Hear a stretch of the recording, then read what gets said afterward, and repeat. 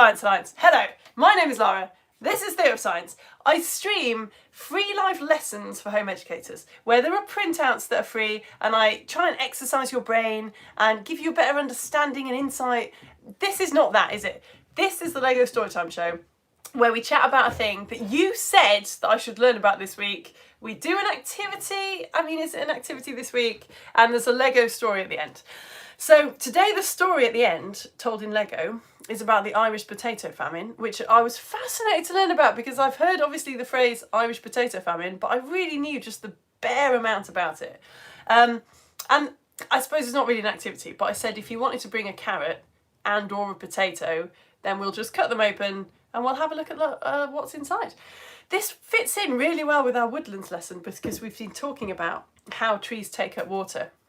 And that's one of the things that we're going to talk about today. So, right, do we just start with the basics? Where do we start? Let's start with the carrots. I am obviously dressed as a carrot, except I think my face looks quite like a potato, so I think I'm not favouritising. I'm a carrot with the face of a potato today.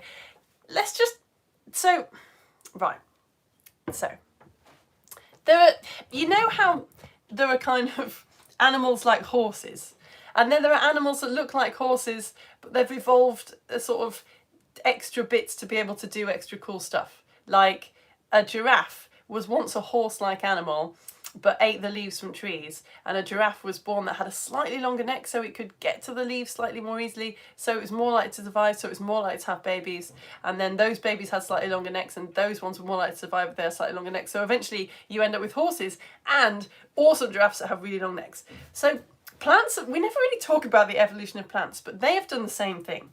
They've evolved in all kinds of different ways. And what we're talking about today is kind of how they store their sugar, right? So plants, we looked at this in the woodlands lesson if you're watching live. Plants take in carbon dioxide from the atmosphere, they take in water, and they use the sunshine that is shining on them to make sugar. And where they store it makes a huge difference to what they look like. So a carrot is basically something called a taproot. It's a plant that has really worked hard on the root part of the plant, and that's where the plant is storing all its sugar, basically. So it's just like us, we store sugar in our body, and then when we need energy, we use it. Same with the plant. The carrot is basically just a massive taproot. I was pulling up a dandelion from my garden. It's one of the many reasons I was so late, because dandelions have enormous long taproots. If you want to get rid of a dandelion, why would you? They're gorgeous. But if you do, see if you can get the whole taproot out of the ground. It goes down for ages to help it to get water. But yeah, a carrot is just a plant that has kind of evolved and adapted to have one enormous taproot. Let's cut it open and have a look at what's inside, shall we? Don't you do this. I'm going to hold my camera phone with one hand whilst trying to cut a carrot with the other hand. So I'll cut it. Here's a diagram of a carrot. While I pick this carrot up off the floor. Ah, yes. Right, so we've cut it in half lengthways. I think the easiest thing, crossways, I think the easiest thing to look at is lengthways, though. So I'm going to cut it in half lengthways as well. I'm going to do that without holding my camera phone. Yes, here we go. Be very careful with sharp knives, won't you, children? So you will end up with something that looks like this. Now, I was deeply excited to read about this because we've just been doing our woodlands lesson and we've been looking at how you explain the inside of a tree stump, like how you look at all the rings and what those rings mean. And it's really similar. In our woodlands lesson, which I'm sorry I keep banging on about, you might not have seen the woodlands lesson, but we were looking at how the tree is made up of lots of different layers. It's made up of this, it's got this layer called the cambium, which is a really thin layer doing a really important job. Cambium. The cambium makes xylem cells. Now the xylem are the tube that carry water up and down the tree. I'm going to put some water particles in here so you can see that that's the xylem, right? Xylem is a very cool word. Don't worry about it. If you haven't come to woodlands lessons, it might be new and scary to you, but it begins with an X. The xylem is the tube that carries the water. The cambium makes xylem cells, and it also makes this other kind of cell called the phloem cell, and the phloem carries all the sugary liquid up and down the tree, basically. So this explains tree rings, because The cambium makes xylem cells and shoves them that way towards the centre of the tree. And it makes phloem cells and shoves them that way outwards. Here's the bark of the tree. And yeah, this is what makes up the layers of the tree. You've got these xylem cells which go this way and carry the water, phloem cells that go this way and carry the sugary liquid, and you've got this cambium in the middle doing all the hard work. The carrot's got the same thing, chums. This bit right in the middle of the carrot is the xylem that carries the water. I know. This bit here. And the sort of outside bit, close to the xylem but on the outside, is the phloem that carries the sugary liquid. And the very middle bit is the cambium, isn't it? Stunning. So this sort of white, you can see it really clearly here. This white bit here is the cambium doing all the heavy lifting, making these xylem cells that get pushed into the middle. So this middle bit that pops out really easily, I guess you can kind of tell it's got a lot of water in it. Hey, that's how the water goes up and down the roots, I suppose, mainly up. And this bit just outside here is the phloem with the sugary liquid. Now, to me, that doesn't make sense because I can't be the only one thinking this. Isn't the centre of the carrot the sweetest bit? If you're eating a carrot, don't you? I always save that bit till last because I always think that it's nice and sweet. But apparently, no. Apparently this outer bit, nature and science tells me, is the sweetest bit. And this bit's mainly water. Maybe I like this bit because of the texture. Carrots are apparently a little bit sweeter when they're raw. That might be one of the reasons why some people prefer raw carrots. It's quite common, isn't it, to eat a raw carrot? Because, yeah, apparently when you cook them, some of the sugar comes out. Right. And yeah, the carrot has got leaves coming out of the top. It's actually got a tiny little stem. It's evolved to have the weirdest, tiniest little stem ever. It's literally just like a few sort of millimetres and then it becomes leaf. So the carrot is mainly root. I feel like we better move on to the... I've got more to say about carrots, but I feel like we should move on to the potato, to be fair. The potato... It's a bit less interesting if you're really nerding out about phloems and xylems this week like I am, because there's not that much to see. But well, I'll tell you what, actually. Before we cut open the potato, it doesn't matter if you have already, but I went on the website, Botanist in the Kitchen, and looked at the Botanist in the Root Cellar blog. And I'm just going to read out a bit of what they said. They say, observe both ends of a potato. So let's do that.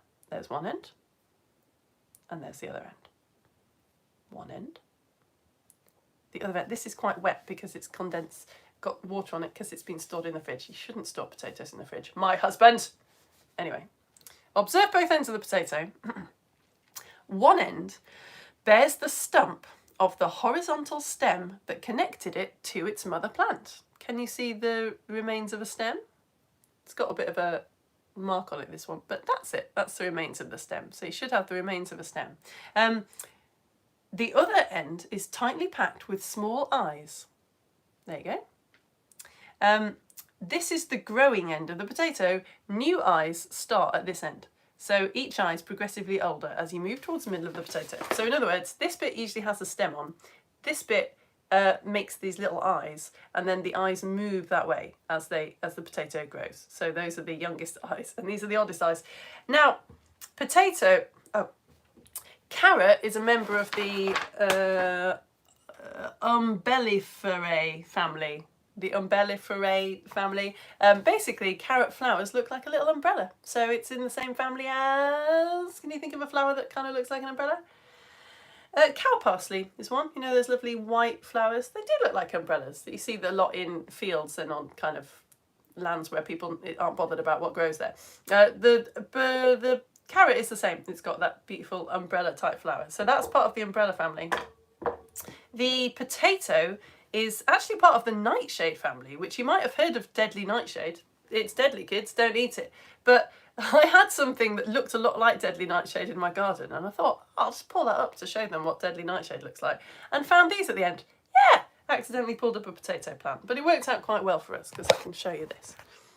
So potatoes have got obviously a much longer stem and leaves, but the bit we're interested in is right down here. Potatoes are called a tuber. So it's not a taproot, it's actually a modified stem. They reckon the potato is a stem that's gone a bit weird and wild. So yeah, this bit of our potato there is that bit there. So that's where it would have attached to the parent plant. So cute. So this is a parent potato plant, which has grown lots of little baby potatoes. And yeah, these eyes on the other end, or what these eyes are, they are bits where a new potato can grow. So a new stem would grow from that potato, and then this potato would be the parent plant, and it would have more babies. So, if you've ever had a potato that's gone green on you, you can't really eat a green potato. You're supposed to cut the green bit off, but I never thought about this. I can't believe I'd never thought about this. What is green on a plant? The green on a plant is where it photosynthesizes. Any green bits on a plant really are where it is gathering sunlight and using the energy from the sun to make sugar. So what a potato's doing when it's going green is it's just trying to be a parent. It's just getting ready to make sugar itself and grow a stem so they can become a parent. I love it so much. So if you get a green potato, you can cut the green bit off and eat it, or you could keep it until the spring, and then you could plant it, and then it would grow. Right, oh my goodness, I've got so much, I keep dashing around. So carrots grow in a slightly different way. Carrots take 2 years to grow. Carrots grow this beautiful carroty bit, which we like. And then they grow a stem, and then the next year they grow flowers, which get pollinated and allow it to make seeds, which can grow other carrots. But so we kind of interrupt the carrot halfway through its trying to become a parent phase. Right, let's cut into this potato. But it's not gonna be as exciting as a carrot. I'm sorry. We did the best first. I'll chop it in half both ways, like I did with the other one. There we go. I mean, yeah, no, you do you do get a bit of something, don't you?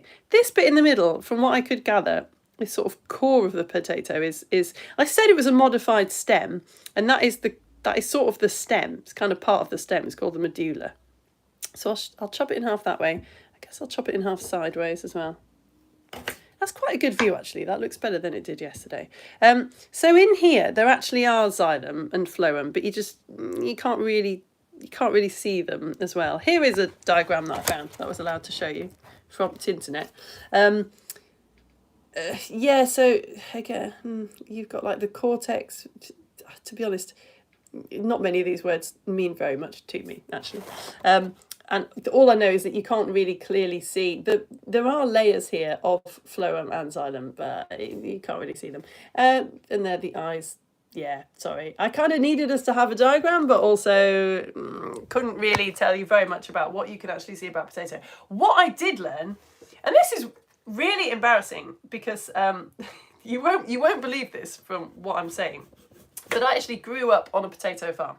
I was literally like born on a potato farm, worked on a potato farm, not doing any of the sort of important sciencey bits. Basically my entire life until I went to university, I was living and working on a potato farm. And I was always told by my mum that you shouldn't eat raw potato because it's poisonous. But I also saw with my eyes every day my dad, who, you know, quite a traditional Yorkshire farming family, so he was generally just walking through the kitchen stealing food that someone else was making. My dad would walk through the kitchen on an almost daily basis, pick up a raw chip and eat it. Because we didn't, in my family, living on a potato farm, we didn't eat anything really that wasn't potato. We sometimes ate bread. We certainly weren't going to bother with anything like pasta or rice because you had to pay for that and potatoes were free. But anyway, I've never really put this together in my head. Potatoes, poisonous, but also you can eat them. What? Well, it turns out they do have some stuff in them that is poisonous to dogs. So don't let a potato get near a dog or vice versa. But they do have some stuff in them that is poisonous in large amounts. But you can eat a small amount of potato raw and you'll be fine. But yeah, if you eat a large amount and they build up in your body, then it can cause stomach aches. So yesterday was the first time that I ate a raw potato. Probably tells you a little bit about the relationship between my mum versus my dad. I listened to my mum's advice, but you can have, it turns out, a couple of raw chips and it's fine. And I actually can't can't believe I lived on a potato farm for 18 years. And it was yesterday, while teaching you a Lego story show about potatoes, that I went, it's actually really nice. I really like raw potato. So this leads us to the nutritional information. Potatoes are what we call a staple crop. I really like them. Don't eat too many, you'll get a stomachache, but a few bites apparently is totally fine. So Lego story show is about the Irish potato famine. Countries all around the world use the potato as a staple crop. You can. It's not a good idea. Obviously, you should get all different kinds of foods in your diet so you've got all the nutrients that you need. But if you are in a desperate situation, you can survive on potatoes. They've got a lot of carbohydrates in them, which gives you energy. And they've also got lots of different nutrients in.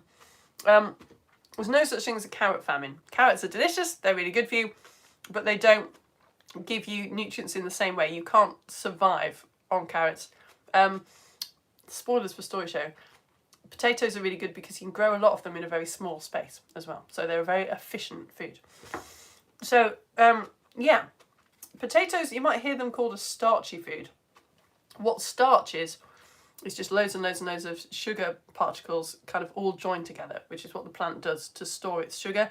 And then when it needs it, it breaks it down again. Bread has got a lot of starch in it. If you chew bread for a long time, it does actually get sweeter because the enzymes in your mouth break down the starch into sugar particles so that you can taste the sweetness. I'm not sure if this is happening with the potato. Anyway, it's nearly time to go to the Lego story. Carrots. There's a myth that carrots help you see in the dark before we go. Carrots do have something in them called beta-carotene, which does help you make vitamin A. And vitamin A is good for your eyes, but it doesn't really, you won't like not be able to see in the dark. Where the myth comes from, it turns out, is that in the World War, British fighter planes were really good at shooting down other planes in the dark, enemy planes. So German aeroplanes would be flying through the dark skies and a British fighter pilot would be able to sort of find them and shoot them down. And this was because the British had some really cool new radar technology. But they didn't want the enemy to know about their cool new radar technology because the enemy might have tried to steal it or copy it. So what they did was that the British government sent out a myth that it was because the British fighter pilots were eating loads of carrots and that was helping them to see in the dark. We don't know if the enemy believed this, but apparently the British people did believe this. So this is now, if you're not in England, maybe you haven't heard of it if you're not in the UK, but in the UK it's a very sort of common fact that carrots help you see in the dark, even though they don't really.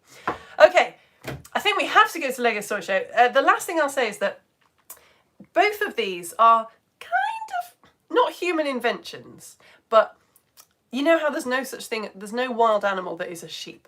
Humans found an animal that was a bit woolly and went, brilliant, we'll get the woolliest male, the woolliest female, we'll put them together, we'll get a woolly animal, we'll make that breed with another the woolliest thing we could make, and then they just kept doing that until they had this ridiculously woolly animal, which was really useful to humans because it was really woolly, but it cannot survive in the wild. Like sheep can't, you couldn't just let a load of sheep free, they'd get too hot, you've got to shear them now, because that's just how humans have bred them. It's kind of the same with the carrot and the potato. The wild potato, growing in sort of Peru area of the world, in the Americas, it was actually toxic. And then the local people worked out how to sort of breed them to make it not poisonous. And the carrot in the wild is purple or white. White ones tended to grow in Europe and purple ones I think grew in Asia. But it all comes down to the Netherlands. The colour orange is very important to the people of the Netherlands and their royal family. And someone in the Netherlands found some wild sort of white carrots that were like a little bit yellowy orange, got really excited, bred them, they became really popular, and now the white carrot pretty much died out because no one was interested. Everyone wanted this cool new orange carrot. So you do get different colour carrots, but that's why the orange one is so popular, basically. Just humans again. Right, let's do Lego Story Show, shall we? Let's go. Thank you to the people who are liking this. It's ever so kind of you, especially when I left you waiting around for so long. Excuse me. Just make sure you're zoomed in the right amount. Oh yeah, that looks all right, doesn't it?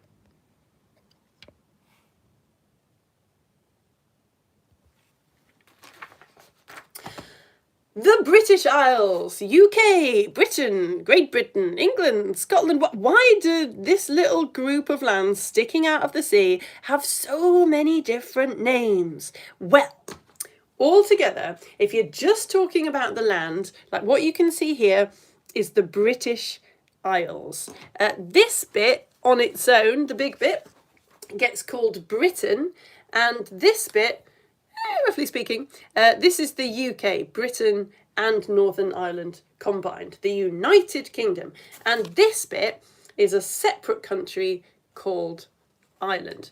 Now, during what happens in today's story, Northern Ireland doesn't exist yet. So when I say Ireland, I'm generally talking about all of this bit here.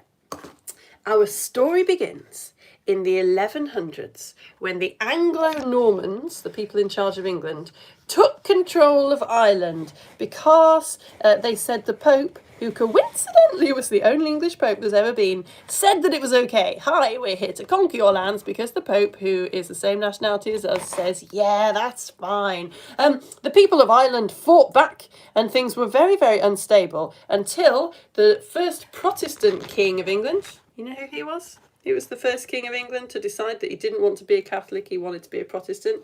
Yeah, Henry VIII got very scared because now the rest of Europe, like France and Spain, are Catholic and he's Protestant, and he thought that they were going to try and invade him, and he thought, oh man, Ireland would be a really easy way for them to get to England. So he went over to Ireland and was like, right, I need to sort this out once and for all. I need to take over your lands properly. And he did, and Henry VIII was sort of crowned the king of Ireland. Later kings tried to control the still very unstable island by confiscating land from rebellious Irish people and giving it to English people who were living in Ireland. That sounds fine, doesn't it? I can't see how that's possibly going to go wrong later. In 1649, Oliver Cromwell said that anyone who helped him defeat the Irish could have their confiscated lands. There was a lot of rebellion and a lot of death. The Act of Union in 1801 officially unified Britain and Ireland. Here we go. Ah, everything is fine now. Lots of politicians, like rich English Irish people who owned a lot of land, then came over, because it's been the Act of Union, so it's all unified. They came over to live in England and be part of the government in England. Okay, so it's thought between about 1801, when this unification happened, and 1845, the government checked on the situation in Ireland over 170 times, and every single check predicted that there was going to be a disaster very, very soon. The population was growing, starvation was about to happen, most people didn't have a job, the housing was rubbish, so really no one should have been surprised by what happened next. Ireland was operating something called a middleman system, where middlemen collected rent for the landlords. Remember, these are the kind of rich people, many of whom are living in England, people who owned absolutely loads of land. So the middlemen system worked really well for those guys, because it meant that the rich landowners could just carry on owning land and they didn't have to bother to collect any rent. And it worked really well for the middlemen, because once they'd paid the landowners what they wanted, the middlemen could just keep the rest. The only people it didn't work for, obviously, were the poor Irish people, because they were just renting their homes. So they really had no power whatsoever. The middleman's job was just to squeeze as much money as they possibly could out of these people who were renting their homes. So middlemen would split a holding into smaller and smaller parcels to increase the amount of rent that they could obtain. And tenants could be evicted for all kinds of reasons, like not being able to pay rent, you just get kicked out of your home. Or if a landlord decided that they were going to grow raise sheep instead of growing crops, then you got kicked out of your home. And remember that a lot of these landowners lived in England. So a lot of this money was being sent to England. It wasn't staying in Ireland. So the population kept growing. So the holdings people lived on were divided more and more and more and more. Now these days, if you work to earn money, you can pretty much do what you like with that money. But in those days, 2/3 of people hardly had any actual money. They had to farm, they had to work, not to get money, but just in order to be able to live on the land that a landlord owned. So they had to work in return for a very small patch of land, and they had to live on whatever they could grow. So they had to live on food that grew really quickly in a really small space. And that food was the potato. Now, in 1845, the government investigated Ireland. And this is what they said. This is, I'm simplifying ever so slightly, but this is basically what the people who from England who went off to investigate Ireland said in 1845. It would be impossible to adequately describe the privations which the Irish labourer and his family silently endure. In other words, like, I can't even describe to you how hard these people's lives are, and they're not really saying anything. The only food they have is the potato. The only drink they have is water. Their cabins hardly protect them from the weather. A bed or a blanket is a rare luxury, and basically all they own is a pig and a pile of manure.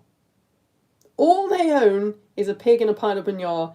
A blanket is a luxury. They've only got potatoes to eat, and they've only got water to drink. Now, when you only have one crop growing, that's called monoculture, and it's quite a dangerous situation because it means that, for example, if one plant gets some kind of disease, then all of the other plants are going to get a disease, and you haven't got, it spreads very quickly, and you haven't got any other food to rely on. And potatoes weren't only being used to feed the people in Ireland, they were also being used to feed the animals that they had as well. Now, around this time, a mold-type organism called Phytophthora infestans was living in Mexico. And then it hitched a ride to America, probably on a potato, and then it got on a ship bound for Ireland. And the worst happened. Some towns' populations apparently fell by as much as 67%. About 1 million people died of disease or hunger, and about 1 million more left Ireland to escape the famine. In fact, more people left Ireland in 11 years during the 1840s and 50s than in the 250 years before that. The government helped a bit until it didn't. If you saw last week's Lego story, you recognise this guy. Someone called Sir Charles Trevelyan was put in charge of helping, and do you know what he did? What he said? How would you help this situation? Sir Charles Trevelyan said he wasn't going to help very much because he thought the potato blight was the judgment of God sent to teach the Irish a lesson. Imagine that. This is the person who is actually in charge of helping you saying, I think this has probably happened because God wants to teach you a lesson. Do you know what, guys? I've still got a bit of this left over from last week. Here we go. Yeah, you're getting slurried, mate. So an awful lot of Irish people left Ireland and ended up in America, where it has to be said they were also met with a great deal of hostility until they fought in the Civil War very bravely. And now most American Irish people are descended from people who went over during the potato famine. And if you're thinking, well, thank goodness this sort of thing doesn't happen now, this is a really long time ago. This happened when pretty much my grandma's grandma was around. So learn your history, kids. The end. So I'm embarrassed to say I didn't really know any of that. I've learned an awful lot this week. Right, as usual, I suppose. But I do love a Lego story show where I finally find out the details of a thing that I'd sort of heard of. I knew that I should know more about than I actually did. Right, you lot, that is the end of the Lego story show, potatoes versus carrots. Some people, I've just realised, my days, I'm just such a disaster. I'm getting worse.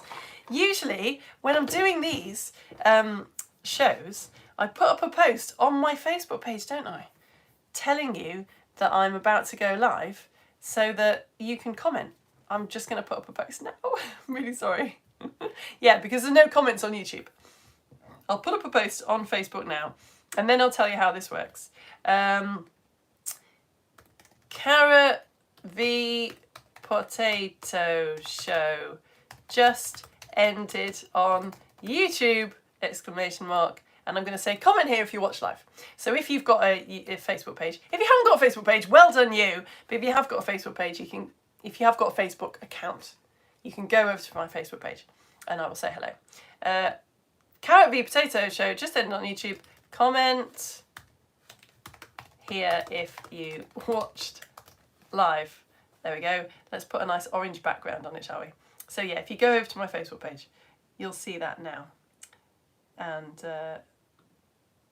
you can write me a comment and I will say hello and answer any questions that you might have. Some of the answers will be, I don't know, but I still enjoy getting your questions.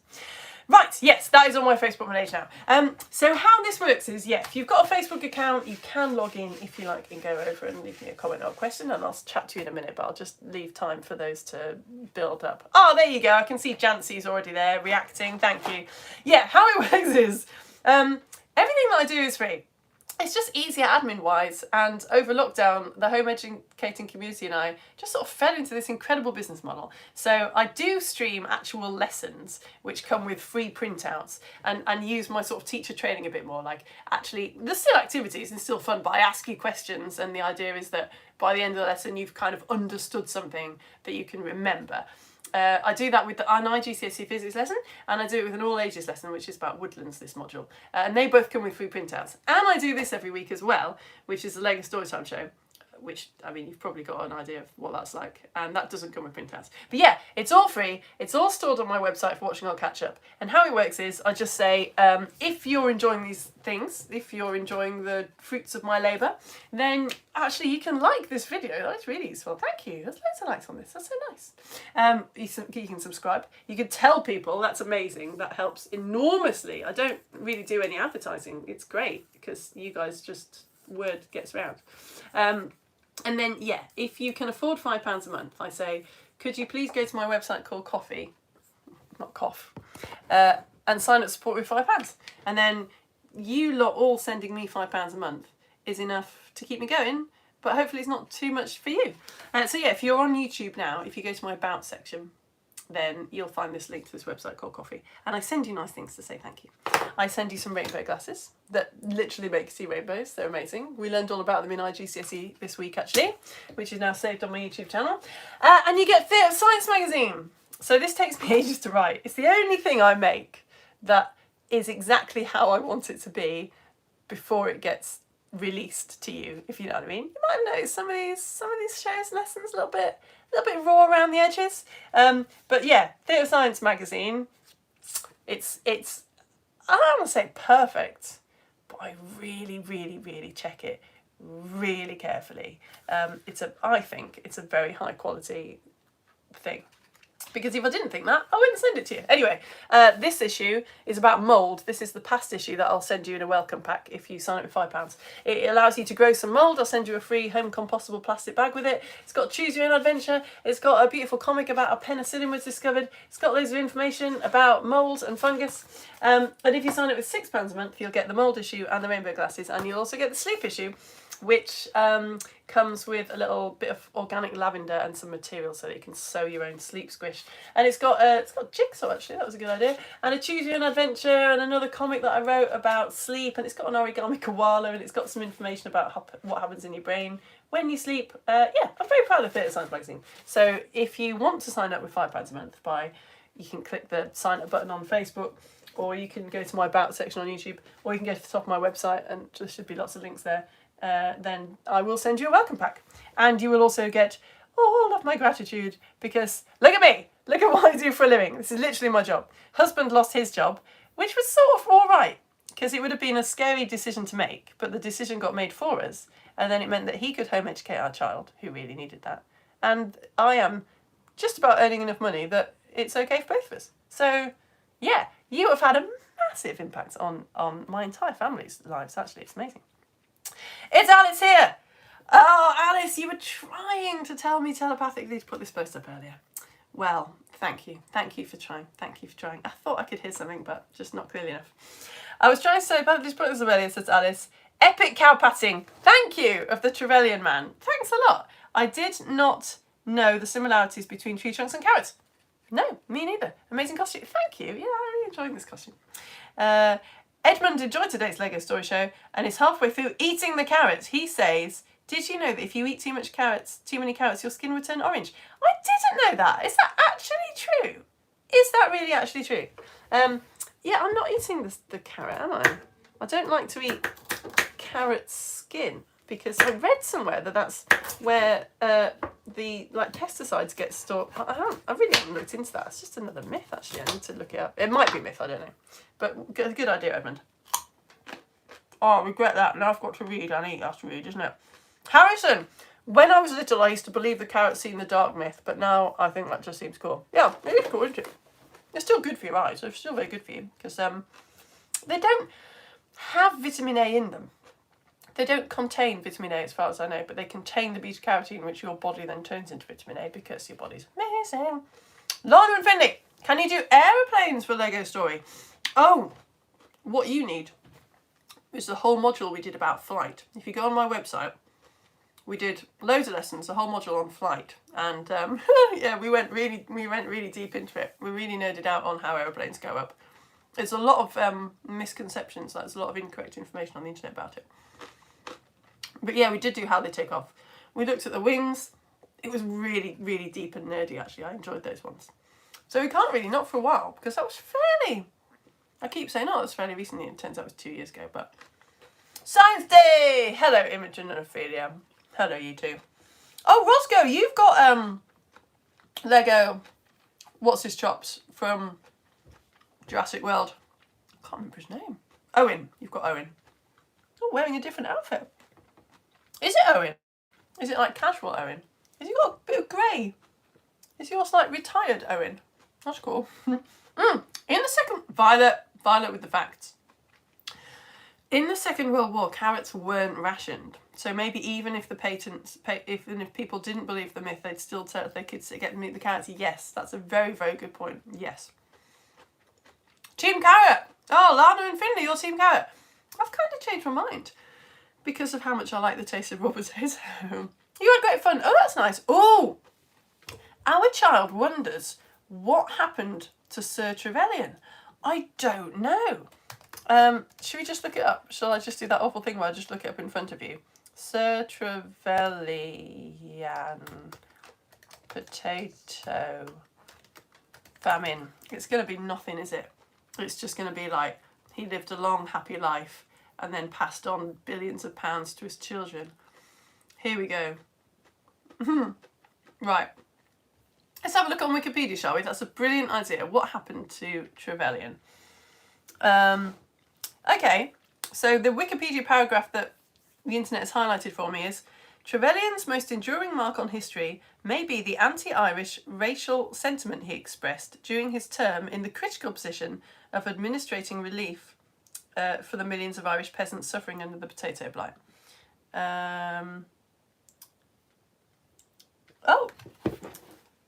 In February 2023, one of Trevelyan's descendants, Laura Trevelyan, was stunned to discover that one of her relatives was a slaveholder and apologised for the family's ownership of over 1,000 enslaved Africans. Right, who was he? Oh, okay, right. So as a young man, he worked a bit in India. To date, he's mostly remembered. What actually happened to him? I can't see. Let's have a look. Let's just skip straight to death, shall we? Yeah, there's a whole lot about him in the Irish famine, and then he went back to India.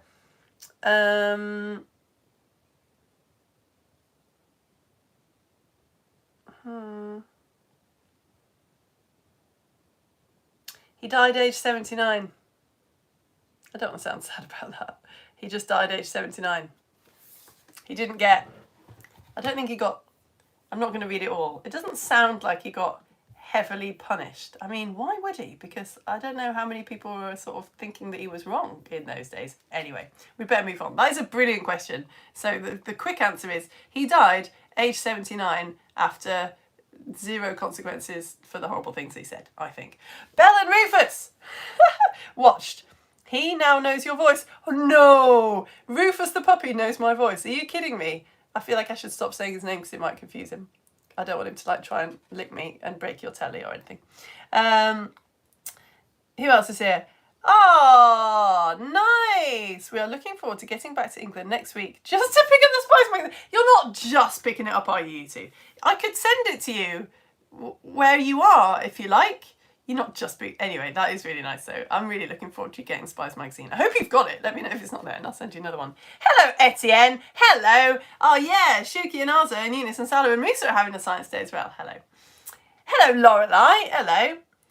Oh, and it's Isabel and Thomas. Are you in France? You're still in France, okay. Dexy is on Team Carrot, okay. There's Jancy, Daniel and Daisy and Jay. Your mum is Irish. No, Etienne, really.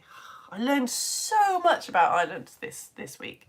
Hello, Rita. Rita's here again as well. Oh, awesome. And Tiger and Bird and Banjo. Hello. Penguin versus Puffin. All right, we'll write it down. Can I rub anything off now?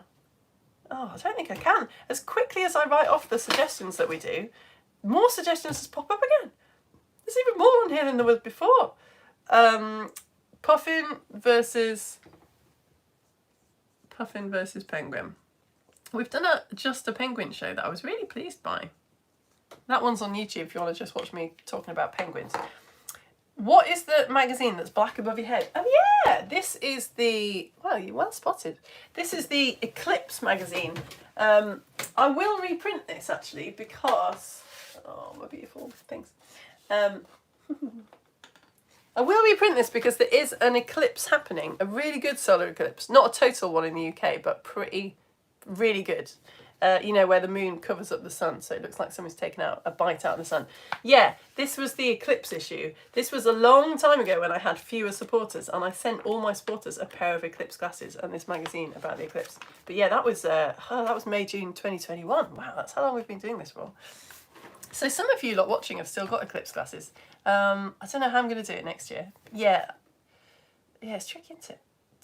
I'll reprint it and put it in my shop so that people who are supporting me, that's what I'll do. I can't send it out to all my supporters because some of you have already got it. But if I reprint it and I put it for sale in my shop with a pair of eclipse glasses, just for supporters, that would work, wouldn't it? I'll do that so you can watch next year's eclipse.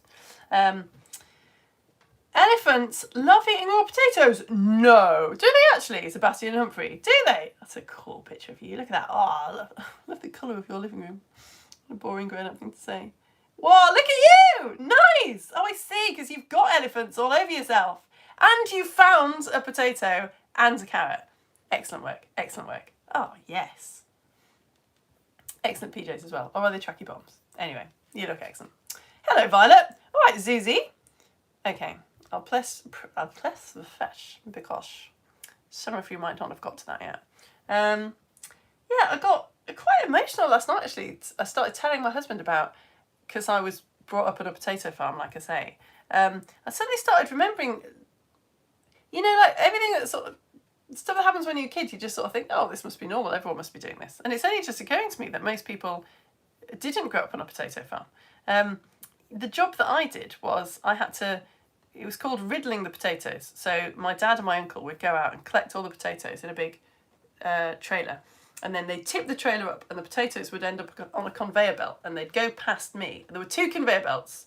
The conveyor belt past me was going into, on the end of that conveyor belt was like a sack, a kind of quite thick, really thick layers of brown paper sack.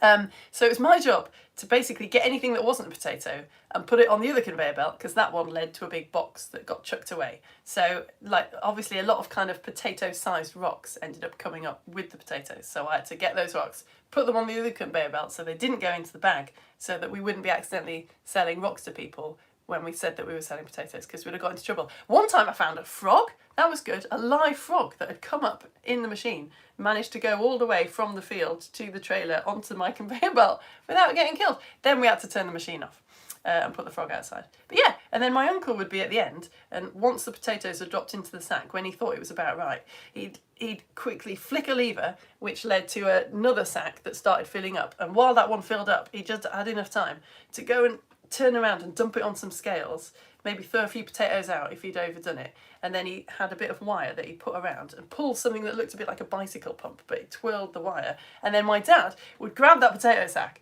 and plop it onto a pallet. And that's how I grew up. It's a very small operation, I suppose. It's probably quite unusual for sorting out potatoes to involve that many people. Can you cover the same Lego man in the slimy sludge every week? Lana, that's quite a good idea. That's a really good idea. You don't have any carrots or potatoes. All right, well, I'm sure at some point you will come across one in your life and you will be prepared. The potato tasted like flour and baking powder, do you reckon? Oh, that's a nice photo.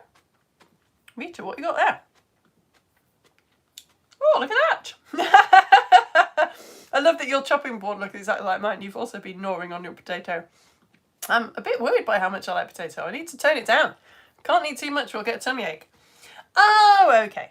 Thomas Nisbelly, you've got 2 weeks and even have a family party to go to. But the highlight will be getting that magazine. That's incredibly sweet of you. Oh, good. You're going to go watch the Penguin Show. That's awesome. Daly is an old Irish clan. No way. That's so cool. So you're Irish. You like the poo emoji? Yeah, me too. I hope Trevelyan actually gets slurry on him. Yeah, me too. Let's say he died because the tiger ate him, Violet. Yeah, all right, fine. Let's just say that. Yeah.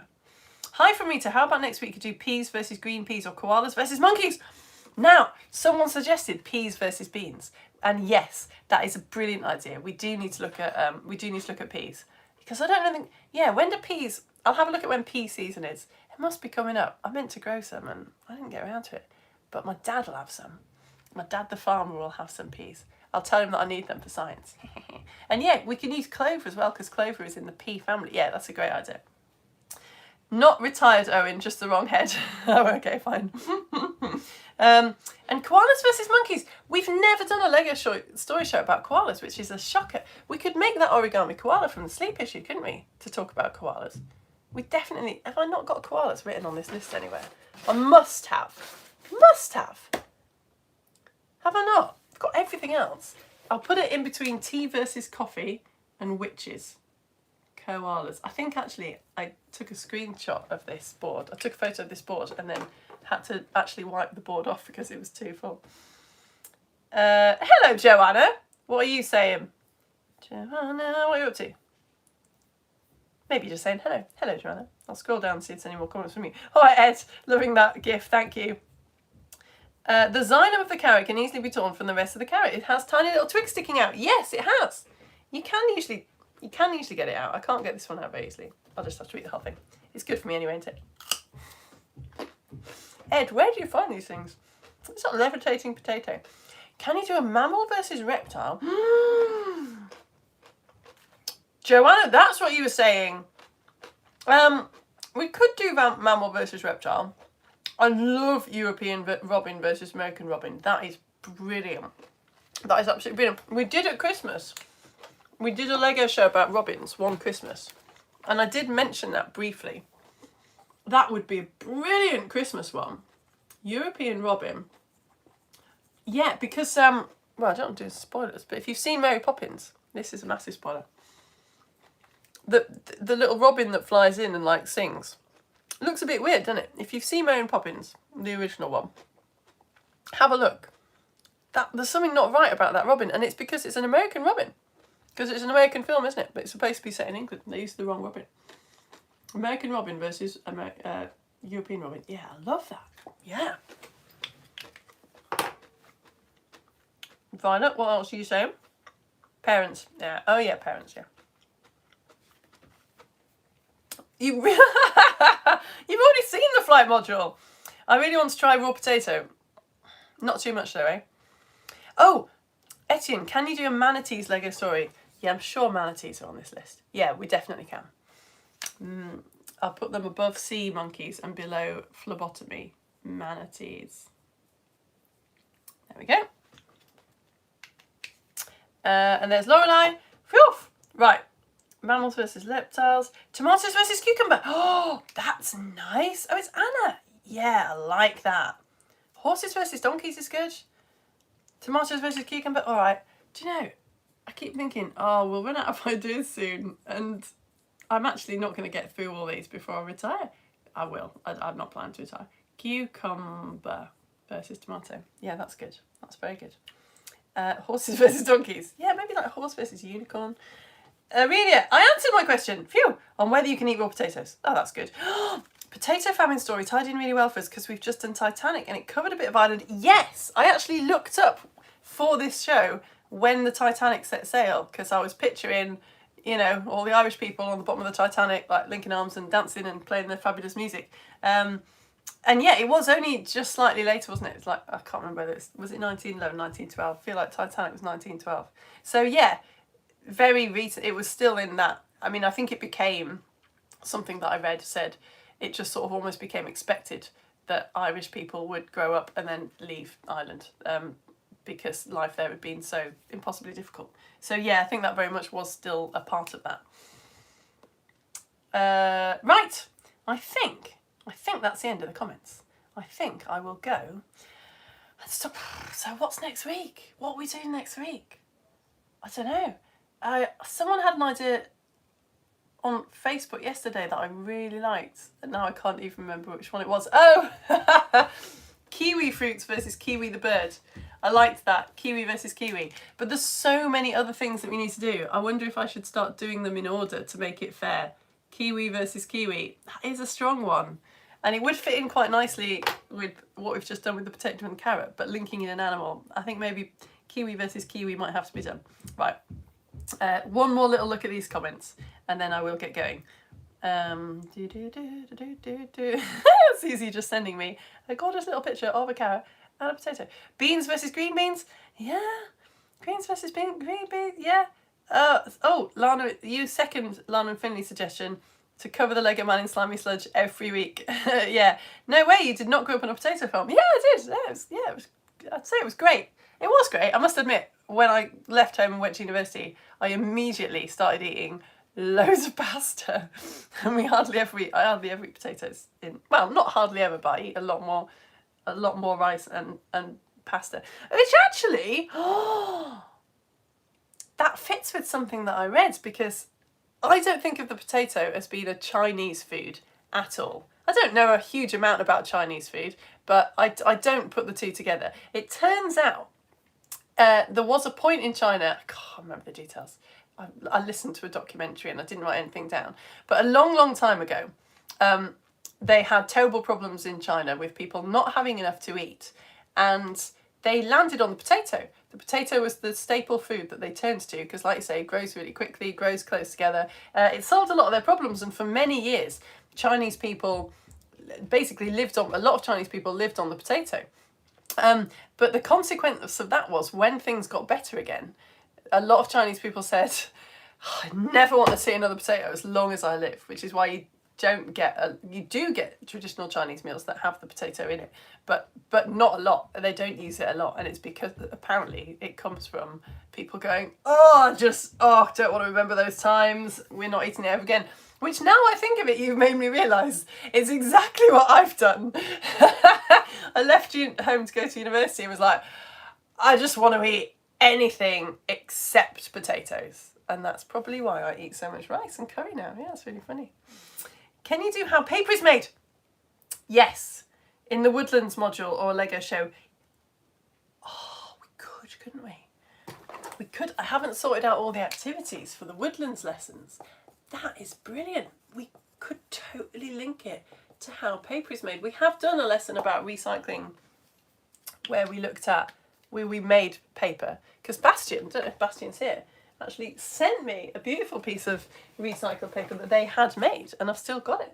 They drew forkish on it. Look. But yeah, we could do that again. That was fun. That is a brilliant idea. You might have just solved one of my woodland lesson activity problems. European Robin versus Mary Poppins Robin. Yeah. I love Mary Poppins. Yeah, me too. Oh, Edgy's sending me my favourite Batman series picture. Aliens versus wizards. Aliens versus wizards. Yes, I love that. I've got no room. I'm going to put it below sugar and above fairies versus elves. Aliens v wizards. Oh. Can you imagine if I had to do my job without getting your ideas? It'd be awful. I would have no money. Rita meant peas or green beans. Yeah, that is good. Yeah, let's do that. Let's do that.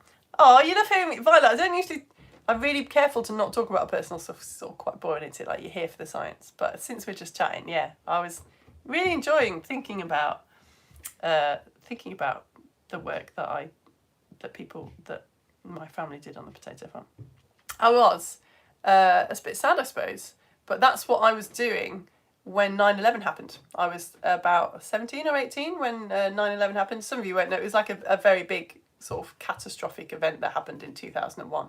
And that, the potato machine got turned off for that. It was very unusual for someone to shut down the operation. But for that, we all had to shut off the machine and then go in and watch telly. Potatoes from supermarket, first flower. No, you have got flowers on a potato. Are you kidding me? Belle is Rufus. Oh, you sent me a picture of Rufus. Oh, Lauren! No way. Are you kidding me? Lauren, it's your dad's first time. What? What? What's your dad been playing at? Lauren's been here multiple times a week for years. What have you been doing? Can't believe this is the first one he showed him. That's embarrassing. Right, I'm going to go. I'm just going to quickly look at Zuzi's absolutely gorgeous...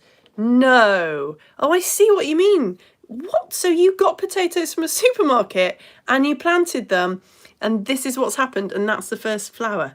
Wow, that is gorgeous. You're making me wish that we'd spent a bit more time on potato flowers. Aren't they stunning? Actually, yet again, you've reminded me that in a lot of parts of the world, how it started is potatoes were just planted for their flowers. I think that's how... I want to say how it happened in France. And it was only quite a bit later that people realised how useful they were as a food. But they are beautiful, aren't they? I would totally just have that in my garden for the flowers. And here is Rufus. Hey, Rufus, you're so good. Look at your little face. Okay, right. On that note, I'm going to go. Thank you so much for joining me. Thank you so much for all the comments. Thank you for your likes. Thank you for putting up with me starting shows 15 minutes later than I said that I would. And thank you for your actual cash money, which means that this can be my job. It's clearly the best job ever. You lot are brilliant. I will see you next week for some other Lego show. Oh, I don't know what. There's too many choices. And another lesson on woodlands. And another IGCSE physics lesson if you fancy that. I'll see you all very soon. Thank you very much for your support. If you sign up today, I will be sending the packs out very soon. And if you haven't got one, I'm really sorry. You will also be getting one very soon. Bye!